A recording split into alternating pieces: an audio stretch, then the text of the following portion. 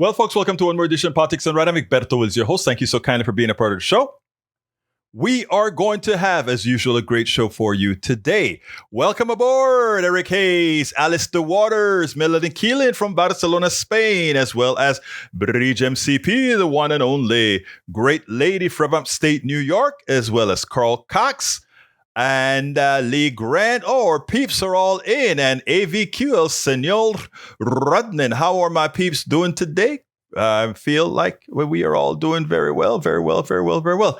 Anyhow, before I want to start on a rant, the Houston Independent School District was taken over by the state of Texas. Remember that Republicans who control the state of Texas have continuously talked about local control, have continuously talked about parents' rights, but then they bring in a former military and unqualified superintendent to run the school and take it over and ignore parents and ignore everybody else. But to do what he thinks he wants to do. This is a guy who I believe owns a charter school or works with charter schools. So we know the intent of these guys is to privatize as much as they can the Houston Independent School District, which is something nobody in this area wants, nor should it ever be done. We should not be taking taxpayer dollars to enrich people who run private schools that underpay teachers and underperform schools, even bad schools. So let's be clear here. Charter schools do no better, but generally worse than public schools, and they're generally not accredited because they don't need to use certified teachers. And in fact, the person that is running our school district is not certified. So, I mean, let's get that straight. Texas is trying to destroy Harris County because it's a blue county in the state, and it's one that only way they can control is through authoritarian methods. Well, yesterday we had a big win in the state, in the Supreme Court, that they had gone so far wanting to control what could be declared as laws in Houston, right? I think it was called the Death Star Bill, which was telling all the counties like Houston, Harris County, etc. You can't pass laws that protect your citizens. You can't pass laws that force companies to make sure that you don't kill your employees by not giving them water. If a particular county or state or a county in the state of Texas wants to pass a law to protect people, to protect the environment, the state of Texas, unlike what it preaches, which is local control, wanted to tell you what to do. So just like they have taken over HISD, the Houston Independent School District, and starting to run it like a communist country, it's the same that they were trying to do with counties. They've already taken over, made sure that if they want to, they can take over the voting mechanism within Harris County. This is an attempt to make Harris County a communist county ruled by the communist leader of Texas, which is whom again? Greg Abbott and Dan Patrick.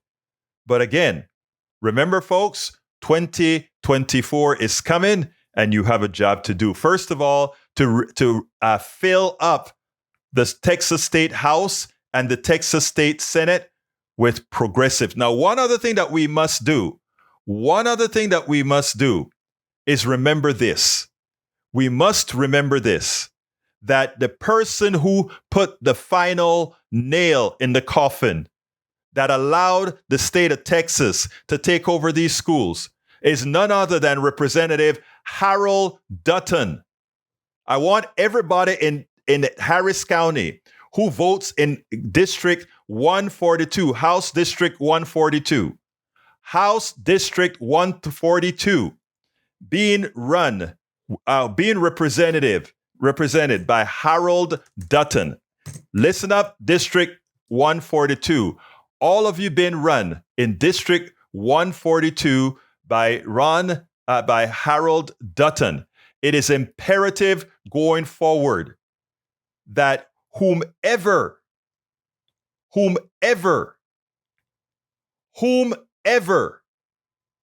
is running against Dutton, Harold Dutton Jr., must be the person elected in that district. It's a very democratic district. So whoever wins that district will be the state representative. So here are your marching orders for everybody in Texas House District 142.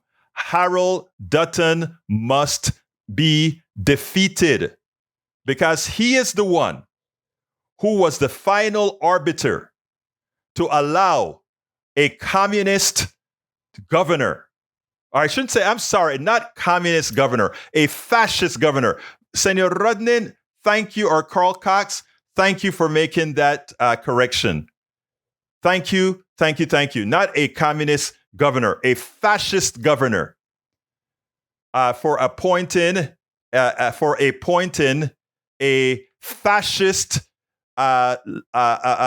loving what's it take school? What's the school? These private school loving, charter school loving superintendent to run the school. Let me tell you what else these folks have done. In minority schools that are mostly Latino and Black in the district, they have converted libraries into detention centers. They don't give it the name detention centers, but they have converted this is Houston, Texas School District. The Houston, Texas School District have converted libraries and you know what is so ironic? That our governor used a Black man to come into a mostly Black and Latino district and create jails in these schools. And I'm getting hyperbolic when I say jails in these schools, but to put jails in these schools, in underperforming schools, and remove libraries. So here is a deal. You bring a Black person to do the job that the KKK could do no better. Turning a school, instead of bringing more books to a school that needs help, instead of bringing more instruction to a school that needs help, you create detention centers.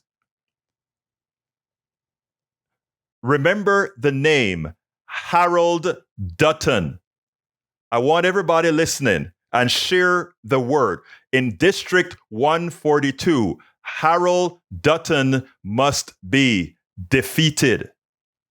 That's the first one that must pay the price for the attack on the Houston Independent School District. The second person, of course, is Dan Patrick and the governor of Texas, Greg Abbott. You have your marching orders, my brothers and my sisters, in Texas District 142 and in the entire state of Texas. It is imperative that we do that. All right, let me go ahead and start reading some of the commentary here. Welcome aboard. Let's see if there's anybody else that I need to salute. E2247, welcome aboard. Lee Grant, welcome aboard. May Wood, welcome aboard. And Mary E. Martin, welcome aboard. Thank you very much. Let's start reading now. Abbott is a communist. What? No. I stand corrected. No, he's a fascist, not a communist, a fascist. Thank you so kindly for correcting me. Daniel Edo says, Greg Abbott is a communist. No, he's a fascist. I made a mistake. Forgive me, guys. Forgive me.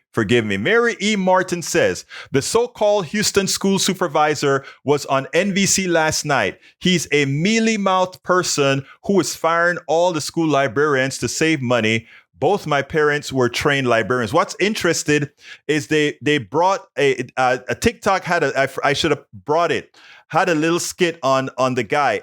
He's a recycled peon. He goes from district to district to district and does nothing successful for these districts. But what's interesting is the same speech.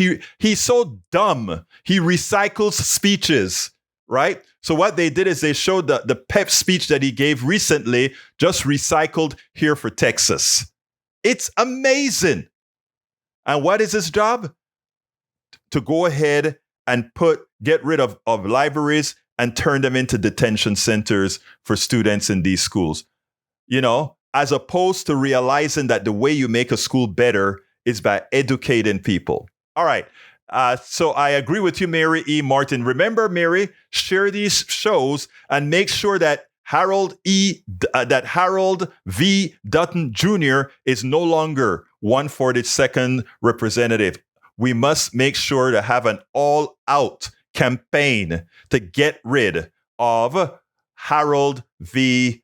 Dutton, District 142 representative. It's imperative that he be placed out of office. Michael Rodden says Republicans don't want people who critically think. Republicans want obedient workers who will maintain the economy and the status quo. That's why education system sucks. Exactly. Carl Cox says Abbott is a Nazi fascist, not a communist. You're correct. And again, Carl Cox, I stand corrected. Eric Hayes says, the Dutton Ranch, I thought that was Montana. No, the Dutton Ranch is, we shouldn't call the Dutton Ranch. Dutton belongs on a damn plantation. All right, let's see what we go. Mary E. Martin says, with master's degrees, it's an absolute travesty to disparage libraries. I absolutely agree. Eric Hayes, communist governments are in Venezuela and China, and I won't touch that anymore. Michael Runner says, Berto, every once in a while, have a brain slip moment too. Don't worry about it. Thank you for my forgiveness, my dear Michael Rutnan. E2247 says, no, the state is not forced to step into HISD, but it does so by whole to ban books and librarians. Language students want to use the talk about race and history and such. Exactly, my dear E2247. Maywood says, good afternoon, everyone. Did I find today's live show this time? Yes, you did, Maywood. We are live. Deborah Dunlap says, the forced military takeover of HISD is dropping library, and she's watching us from LinkedIn. The forced military takeover of HISD is dropping libraries for the purpose of turning schools into fascist-run re-education camps. Agreed. E2247 says, Melanie Keelan and Bridge, welcome aboard.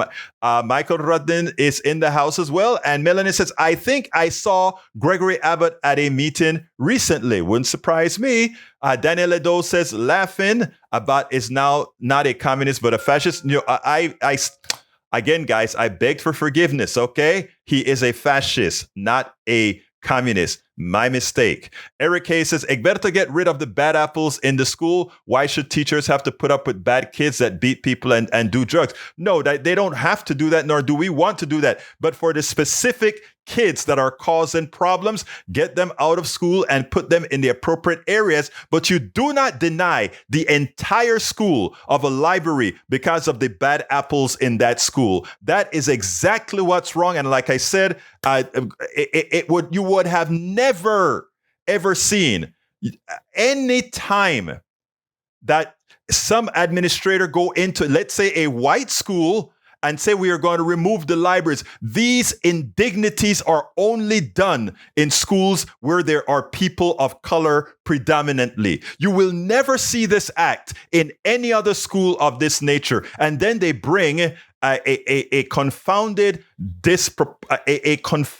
person that folks won't say, it's a black guy who's doing that, so it couldn't be racist why we're doing this at HISD. Not at all. It couldn't be that we want to turn this stuff into charter schools to enrich the rich even further. No, look who's doing it. Well, of course, the one who's doing it is one who owns charter schools as well. All right, let's keep on moving. Eric Hayes says, Egberto, get rid of the... No, I read that already. E2247 says, drums of U.S. and NATO war against China. I want to stick to this other subject for the time being. E2247. Lee Grant says,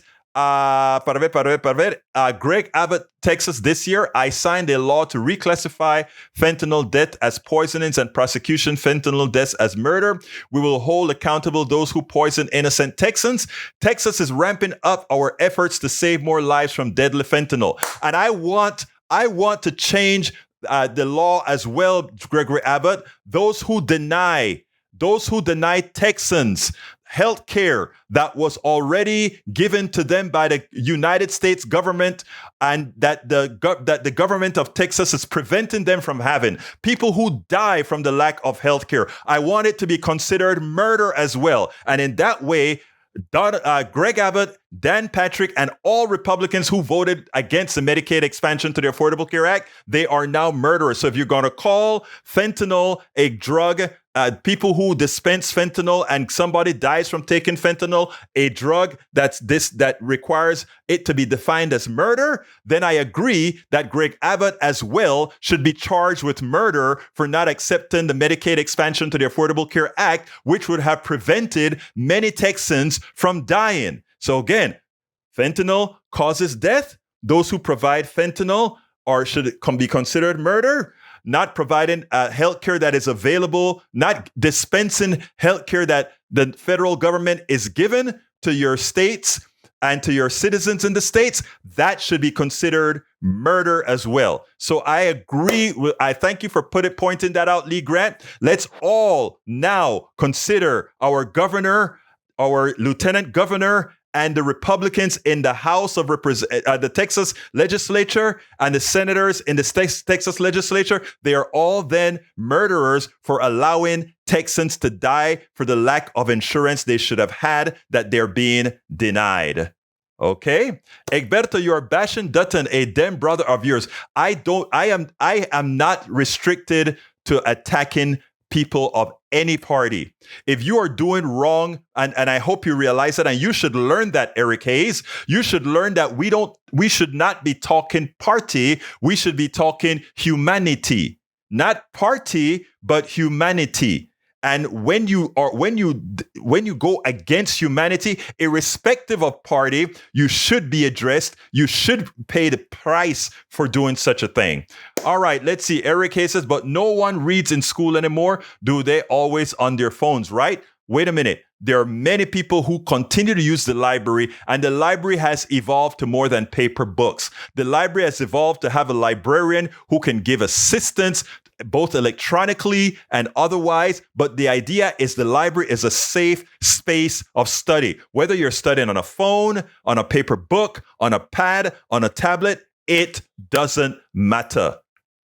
Again, it doesn't matter. They would have never done this in certain schools. You would never see this in Kingwood, Texas. You would never see this in Kingwood, Texas.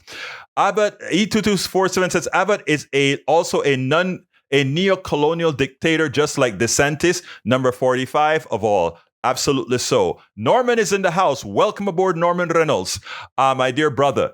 Michael Ronan says, Eric Hayes, just like you have rhinos in your GOP, there are establishment hacks versus progressives in the Democratic Party. Sometimes the hacks need a primary challenge for cause. And this is the case, Brother Rudnin. We must challenge, again, Representative Harold V. Dutton must be challenged. He has a challenger right now, and I can't remember his name, but I will make sure to have him on our program, the one who will be challenging this traitor to his people. And to his people, who do I mean? District 142 and the entire Houston Independent School District. All right. Mary E. Martin says, yes, get rid of them. And that's what we're going to do. The campaign has already begun to unseat Dutton. The campaign has already begun to unseat Dutton. It must be done.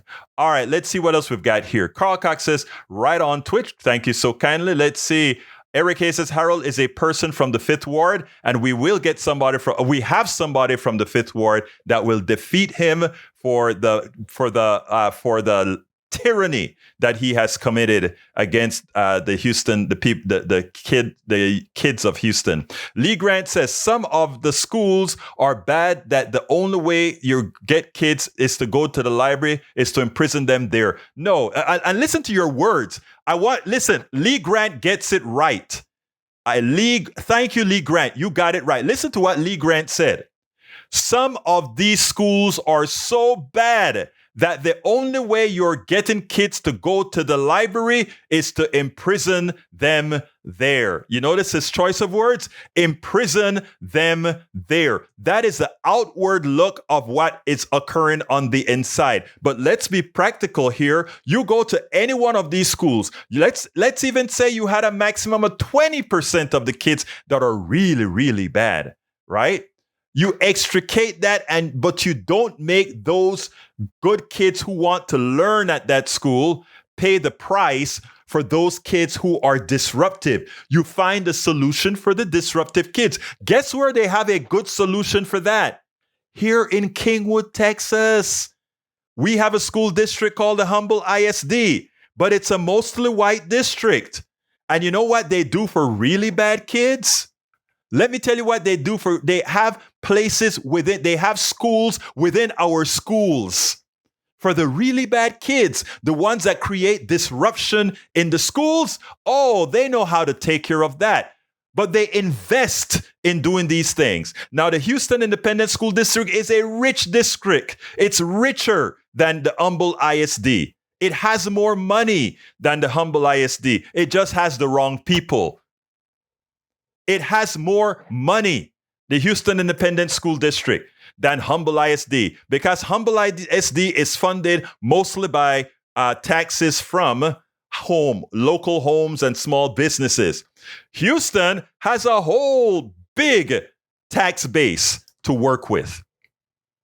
Folks, you've got to understand what's going on here, my brothers and my sisters. And when you get a turncoat that goes ahead and does what he does, it's amazing. He must go. He must go. He must go. All right, let's see what else we got here. Daniela Dos says, why don't you want to get Charles Cunningham out of District 14? Your district, it's because he is black.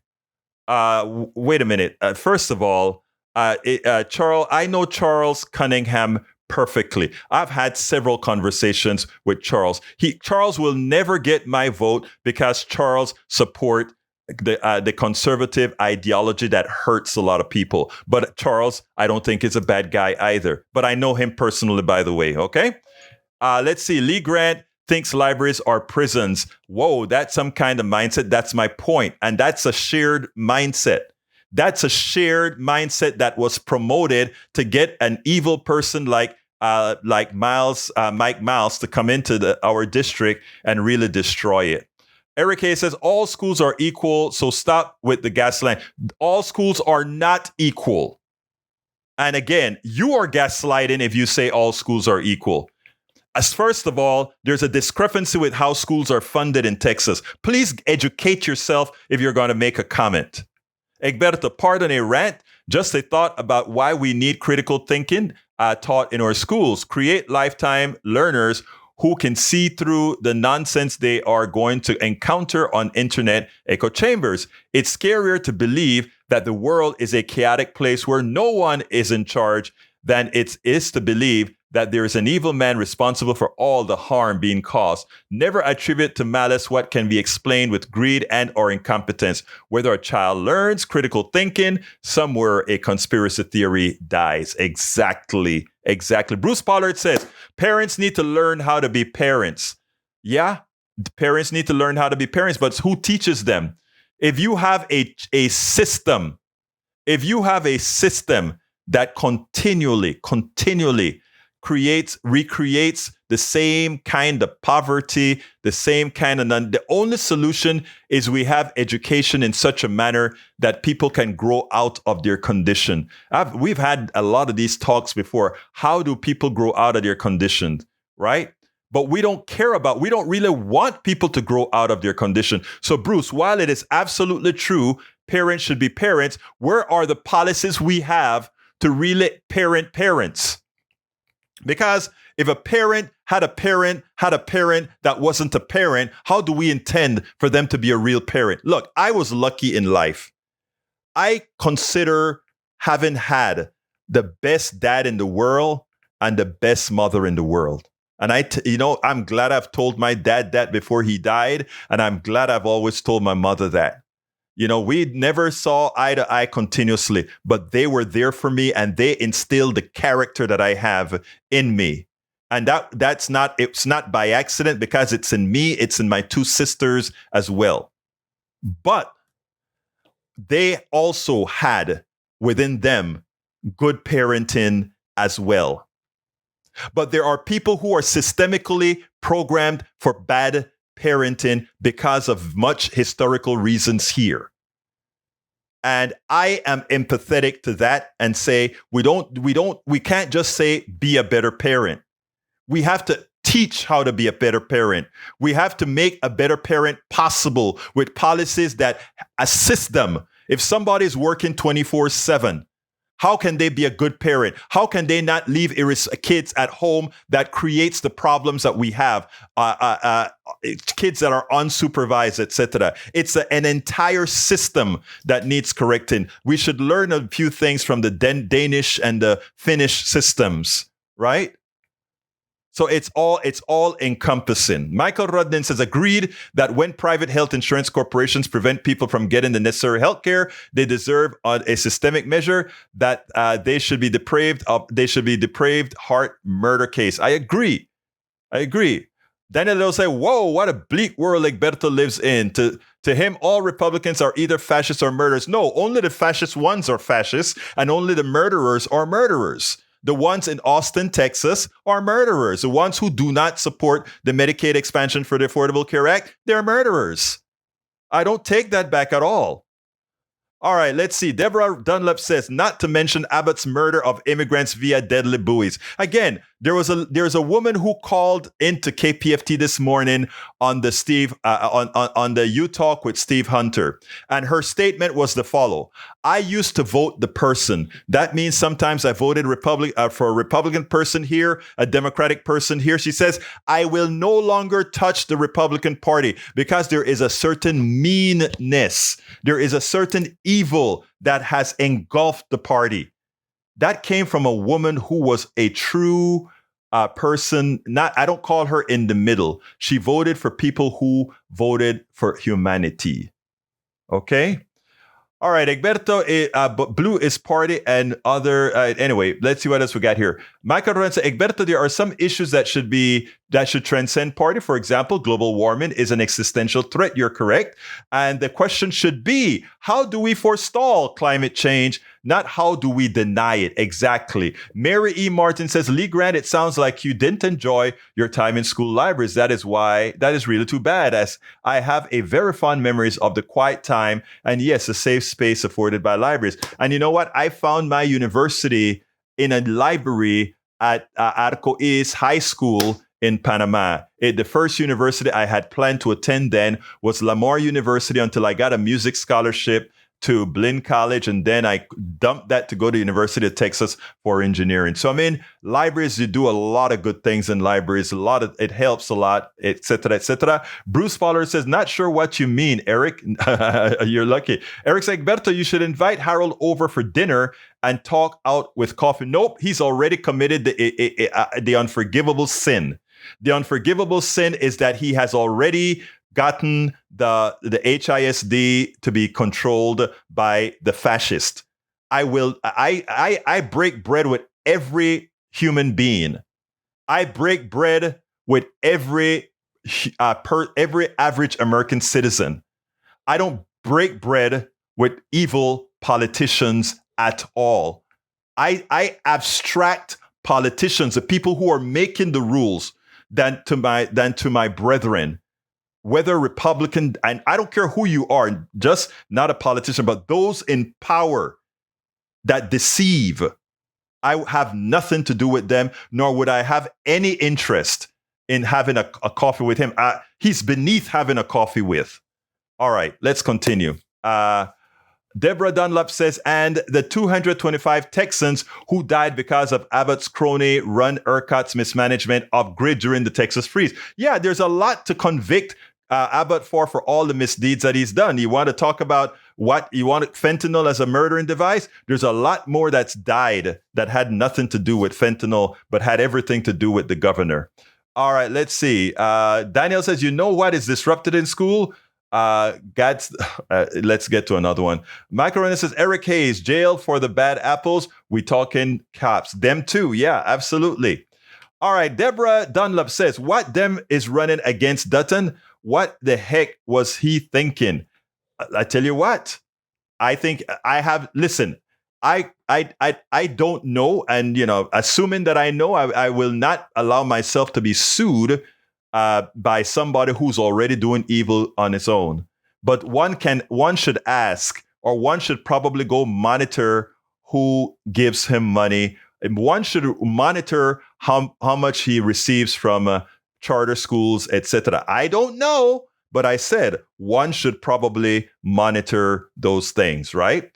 All right, let's see. E2247 says critical thinking skills or analyses, evaluation and creation that are based on previously mastered then critical thinking skills of remembering, understanding, of applying. Daniel Ledo says, let's see what he said here. I don't read that one. Para ver qué más tengo que hacer.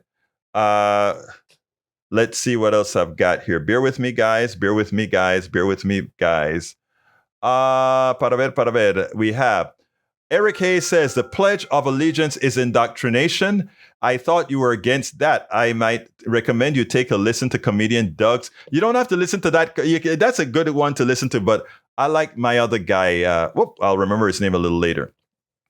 All right, let's see what else we got. Michael Renza Egberto, thanks for reading out my stream of consciousness rant. Well, because it makes sense. That's why I read it out. Let's see what else we got here. Eric K says, bring back workshops like garage and plumbing. I agree. And HVAC teaching. I agree. Might be able to give bad apples something to do. It doesn't have to do with bad apples. Why would you just say bad apples want to be plumbers, or bad apples want to work with their hands, or bad apples want to do woodworking? People may just want that as a profession. It has nothing to do with bad apples. A bad apple doing woodwork is no different than a bad apple doing engineering. I know a lot of bad apples that I worked with as engineers. I went to school with in engineering that were dope-headed bad apples. So please, again, you're showing your elitism with that statement, my dear brother. Michael Rudden says, Eric Hayes agreed. Shop classes should be an optional course in high school. We need to be teaching trade skills to those who want to make a career from that. And again, that has nothing to do with the bad kids going to trade schools. That's not the case at all. All right, let's see what else we got here. Para ver. Eric Hayes says, bad parenting can come from being debtors, etc. I don't know exactly what you mean by that. But anyhow, Melanie Keelan says cooking, sewing. I agree. Drawing. Exactly. Critical thinking skills are to critical race theory as applesauce is to peanut butter, or as melons are to orange. Totally different focus and attention. All right, let's see what else we got here. Daniel Ledo says, your parents instilled character in you. I think they failed. It takes an extreme lack of character to lie, gaslight, accuse, slander, and promote racism and division. So maybe don't publicly shame your parents like that. Well, I guarantee you, Brother Ledo, that you would be one of the few that believe I do any one of those things that you just mentioned. Remember what I say about many people who make those accusations. They actually are putting a mirror in front of them, because what they're doing again is projecting. Again, Daniel Ledo, stop projecting. Carl Cox says insurance companies only believe in wealth excess profits. To hell with life of their patients. Bridge MCP says, I think DL parents failed miserably. Look at what he's become, a racist, misogynistic, pompous, hide behind a keyboard cult member with blinders on and probably testicles. I will touch that one, Bridge. You're hurting. Bridge, you're putting me in trouble.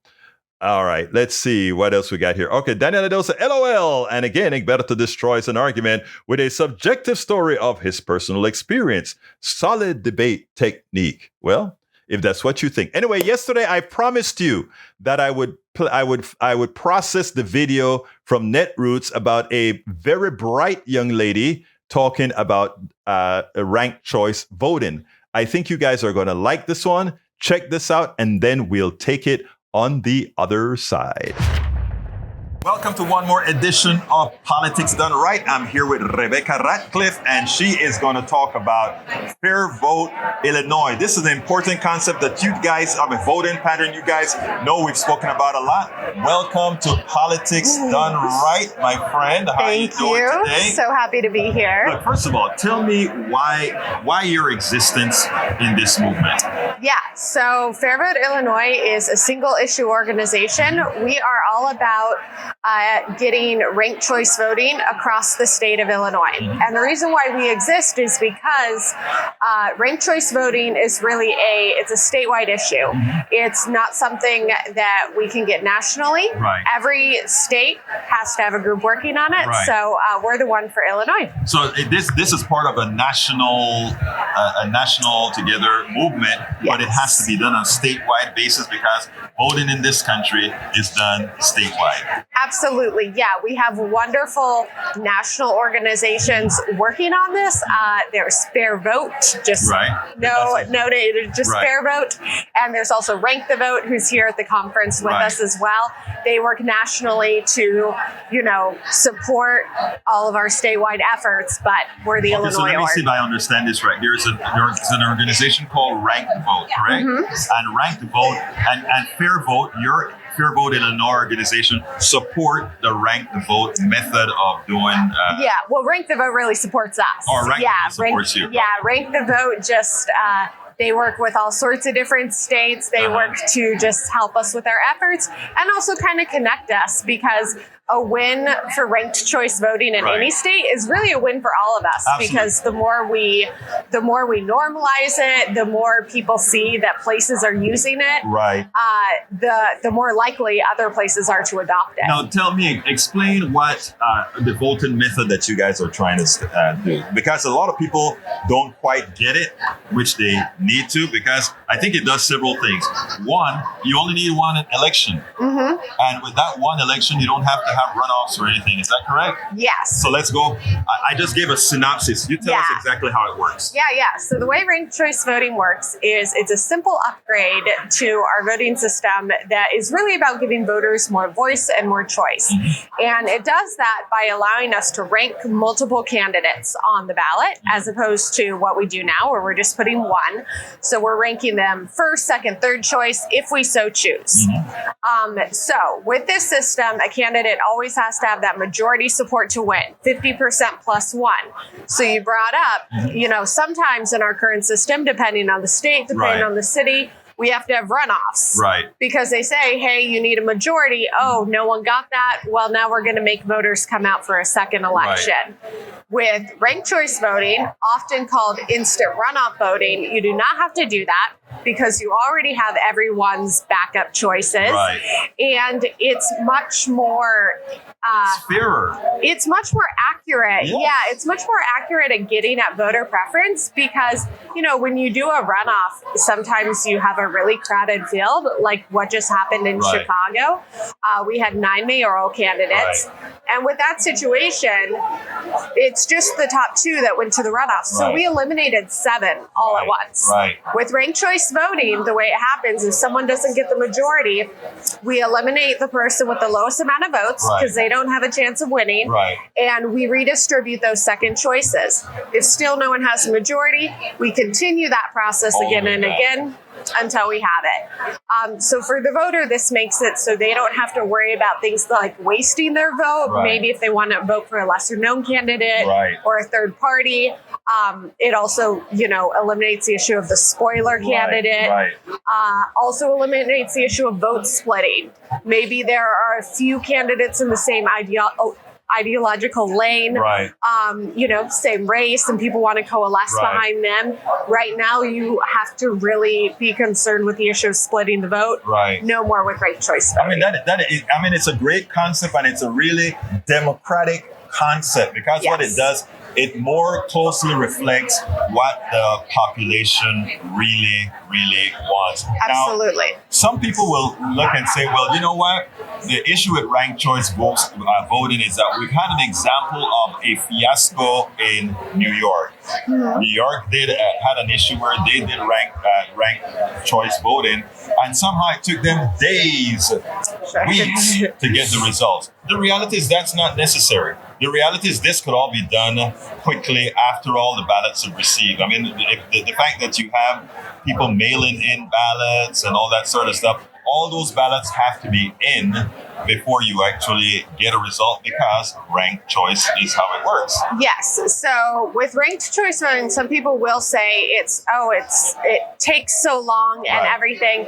There's nothing about ranked choice voting that makes it an inherently longer process. Right. What can sometimes cause that delay, maybe a couple more days than what we're used to or something, is just the individual state or municipality laws on how long of a grace period there is to receive mail-in ballots or absentee ballots.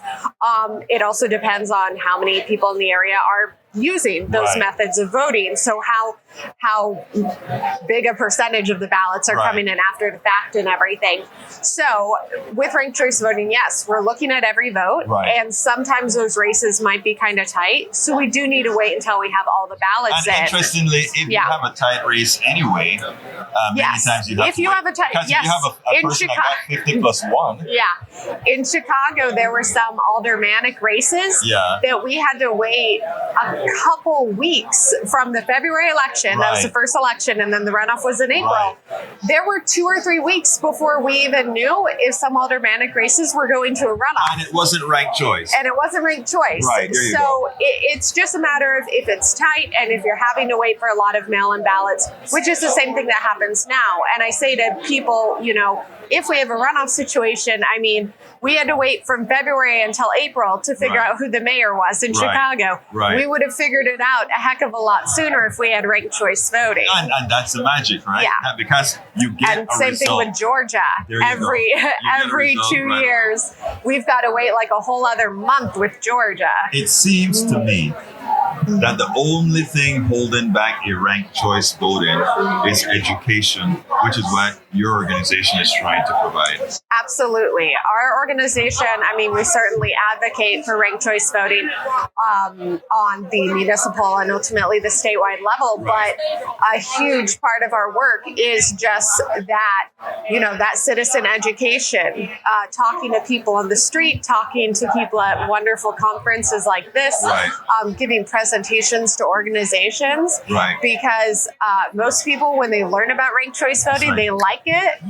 Because you can finally choose a candidate you really think you want to, not you think, but you want to win, but you don't screw up the election by voting the best of two evils or something, you don't run into the best of two evils now because you hope you have a plethora of candidates to choose from. And then you no longer waste your vote. It makes a whole lot of sense, and with folks like you going out there and educating folks as what needs to be done or how it works, I think it'll play a part. I had 2 great interviews on voting today.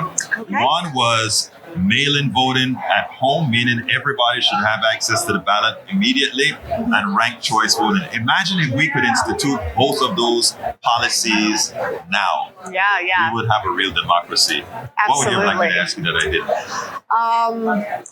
Just how people can help in Illinois or any other state that they're in. Go for it.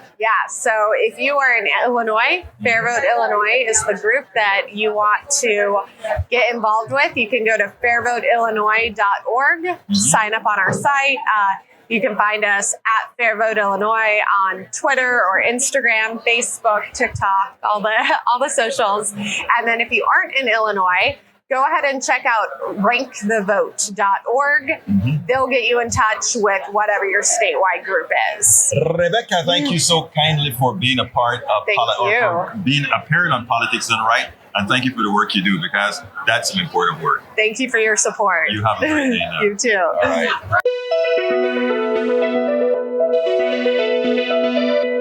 We spend a lot of time deconstructing the news, trying to parse it into a form that everybody can understand. We try to find those little nitpicks where it flies above the fray, etc. If you really like these videos that we do, I want to ask a big favor. Please go ahead. Number 1, subscribe to our channel. And number 2, please join if you can. Thank you so kindly for watching. Keep watching. Please remember to share.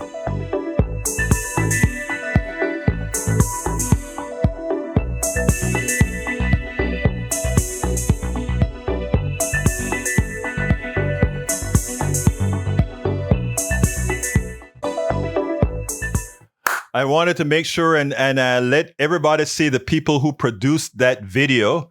That video was made by all the videos that I did from Netroots Nation came into existence because of the wonderful support from many of you that are watching the program right now who supported all that we did at Netroots in Chicago. And we still have quite a few more interviews to show, including the Attorney General from Connecticut and so forth, that I still haven't processed yet because of many other interviews that need to come in. By the way, the person that is running against Dutton right now, Harold Dutton, is Clint D. Horn. Clint D. Horn is the person running against Dutton, and I actually met him at the at Los Cucos when the Humble Area Democrats met, and I recorded I think I recorded his I got to look it up. I recorded his speech, but Clint Dutton is the person who will be running to replace the traitor who turned the Houston Independent School District over to the fascists that are now controlling it. So, folks, remember the name right now. Clint D. Horn is the person who is running against the guy who turned the district over to the fascist. Anyway, let's continue. Michael Rudden says, yes, the only downside to ranked choice voting is that people might not understand the system at first, so you might have one bad election during the switch. Progress isn't always smooth. All voting one day, national holiday, and be done. Again, Eric, that is where I ask you sometimes to step back and think. The ranked choice voting doesn't solve the problem about everybody voting on the same day. If everybody vote on the same day and there are 4 candidates, you can still end up with having to do a runoff.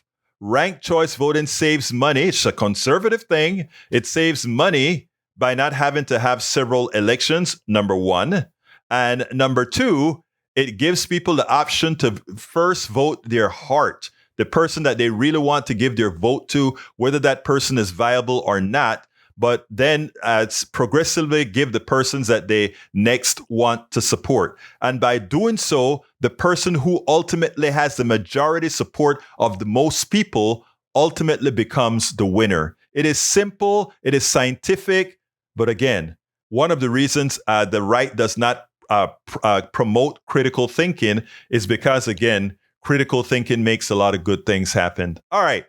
Macaron says, Eric Hayes, yes, election day as a national holiday is one way to go, but making election a day weekend, even in an alternative early voting by way of mail-in votes, another option. But again, like I said, Rodney, the ranked choice voting, that still doesn't solve the problem that ranked choice voting would solve. And that is making sure that the better candidate wins. Because even, let's say, third-party candidate with ranked choice voting then has a chance.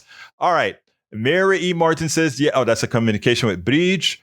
Let me scroll down a bit more. Michael Rowan says, great interview. Thank you, sir. Bridge says, so practically related. All right. Bridge says, good interview. Thank you, Bridge. Let's see what else we got here. I'm scrolling down, guys. I'm scrolling down. Daniel Ado says, he probably has you blocked to protect his fragility. I don't know what that means. But anyhow, Bridge says, Egberto Willis, we watching Ali Velshi challenges coup planner. I will play that right away. It's a short one, so I can do this really. Mary Martin says, excellent video. Thank you, Egberto. You're welcome, Mary E. Martin. Okay. John Eastman went on TV and he went ahead and he claimed that he challenged anybody to find anything in his data that pointed out he did something illegal or pointed out he wanted to go against, what the law says. And Ali Velshi to that says, yes, yes, yes, I will take the challenge. I will take the challenge. And you know what? Eastman, I tell you, these clowns really don't know what they're doing. I want you to check this out and then we'll take it on the other side. Chesebro and Powell have all invoked Georgia's Speedy Trial Act, trying to get their cases to court before all the other defendants in the case. Another co-defendant, Trump lawyer John Eastman, says he intends to do the same. Now, we don't know who the courts will side with on that particular question, but if those defendants think they're going to have an easier time on their own, they may want to rethink their strategy. Just last night, listen to this one. John Eastman, also a co-defendant, gave an interview to Fox News where he issued this challenge. On the RICO side of the Fulton County case, that would require findings of bad faith. That would have to be you all basically agreeing implicitly, explicitly, that y'all knew that this was all phony. And to that you say? Well, they've got all the evidence. They've got all my emails. My phone was seized over a year ago, so they've got all that stuff as well.